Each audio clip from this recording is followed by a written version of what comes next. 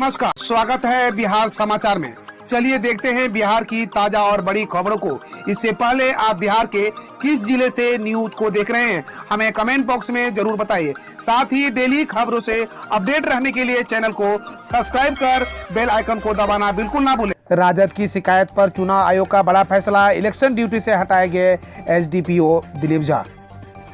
RJD की मांग पर चुनाव आयोग ने बड़ी कार्रवाई करते हुए बिरौल सब डिवीजन के एसडीपीओ दिलीप झा को चुनाव ड्यूटी से मुक्त कर दिया गया है। उन्हें तत्काल प्रभाव से कुशेश्वर स्थान विधानसभा क्षेत्र से चुनाव कार्य से हटा दिया गया है। चुनाव आयोग ने यह फैसला आरजेडी सांसद मनोज झा और नवल किशोर राय से मुख्य चुनाव आयुक्त से मुलाकात के बाद लिया है। इलेक्शन कमीशन की इस कार्रवाई पर राजद सांसद ने बताया कि हमने चुनाव आयोग से मांग की थी कि दिलीप झा नाम से एक अधिकारी जिन्हें चुनाव के लिए ही बिरौल सब डिवीजन में पुलिस अधिकारी नियुक्त किया गया था, उनके खिलाफ चुनाव प्रभावित करने की शिकायत की थी।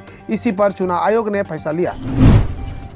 पहले भगचौनार, फिर कचुमार और अब बुखार छुड़ा देंगे, समझिए आखिर लालू यादव क्यों देते हैं ऐसे बयान।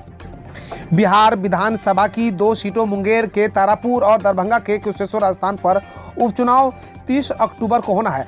चुनाव से पहले बिहार में आरजेडी सुप्रीमो लालू प्रसाद यादव की भी एंट्री हो चुकी है। लालू लंबे अरसे के बाद चुनावी मैदान में फिर से अपने पुराने अंदाज में विरोधियों पर हमला करते नजर आ रहे हैं। वो अपने विवादित और गुदगुदाने वाले बयानों में से एक बार फिर से अपने देसी अंदाज में वोटरों के बीच अपनी मौजूदगी पेश कर उनके जोश भरने का काम कर रहे हैं।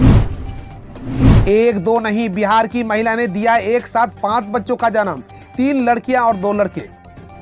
बिहार में सिवान के सदर अस्पताल में गुरुवार को एक महिला ने एक साथ 5 बच्चों को जन्म दिया। जन्म लेने वाले बच्चों में 3 लड़कियां और 2 लड़के हैं। फिलहाल 5 बच्चे स्वस्थ हैं और डॉक्टरों के निगरानी में हैं। ऐसा कोई सगा नहीं जिसे नीतीश ने ठगा नहीं, तेजस्वी यादव का आरोप।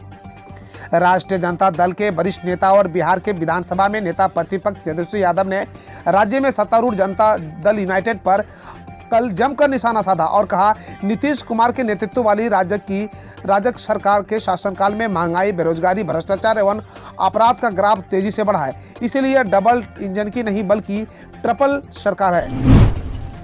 काशी में मुकेश साहनी का ऐलान, आरक्षण नहीं तो गठबंधन नहीं। वीआईपी सुप्रीमो ने शेयर किया यूपी चुनाव के प्लान। विकासशील इंसान पार्टी के सुप्रीमो और बिहार सरकार के मंत्री मुकेश साहनी ने गुरुवार को सुजाबाद में निषाद आरक्षण अधिकार जन चेतना रैली को संबोधित किया।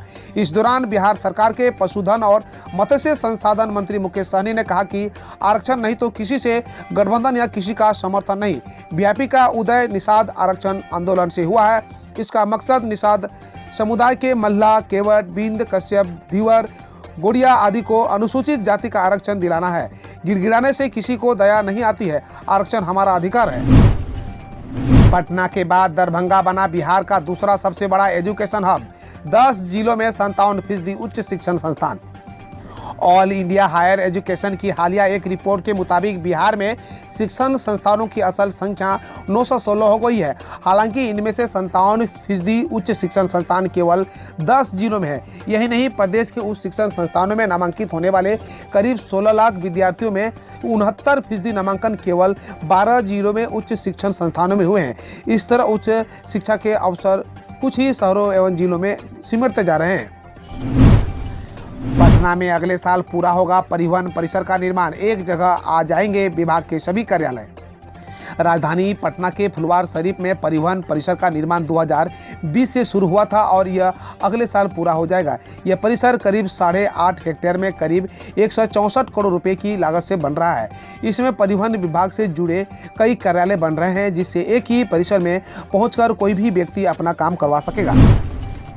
बिहार शिक्षक नियुक्ति, 11,000 से अधिक पदों पर काउंसलिंग के लिए नया फॉर्मेट तय, सिर्फ एक चरण में काउंसलिंग। पंचायत चुनाव के बाद छठे चरण के प्रारंभिक शिक्षण नियोजन के लिए 2 तरह से काउंसलिंग कराने का निर्णय लिया गया है। 550 से अधिक ऐसी नियोजन इकाइयां हैं जहां अब तक एक भी बार काउंसलिंग नहीं हुई है, वहां 2 चरणों में काउंसलिंग कराई जाएगी। पटना में बढ़ रहे डेंगू के मामले, पीएमसीएच के भर्ती समेत जिले में 8 नए मरीज। पटना जिले में डेंगू का डंक थमने का नाम नहीं ले रहा है। जिले में रोजाना नए मरीज सामने आ रहे हैं। इसी क्रम में बुधवार को पटना मेडिकल कॉलेज में 8 नए डेंगू मरीज सामने आए हैं। इनमें से एक पीएमसीएच का स्वास्थ्य कर्मचारी भी है। लखीसराय प्रखंड के लिए तैयार हुई मतदान सामग्री, ईवीएम सीलिंग कार्य शुरू। जिले के लखीसराय प्रखंड में 3 नवंबर को छठे चरण में पंचायत चुनाव होना है। इसकी तैयारी अंतिम चरण में है। जिला मुख्यालय स्थित खेल भवन से लखीसराय प्रखंड के कुल 156 मतदान केंद्रों पर चुनाव कराने को लेकर चुनाव सामग्री का थैला तैयार कर लिया गया है। इसके बाद यहां से चुनाव सामग्री को लखीसराय प्रखंड के लिए डिस्पैच सेंटर बनाए गए डायट भवन भेजा जाएगा। वहां से मतदान कर्मियों के बीच इसे वितरण किया जाएगा।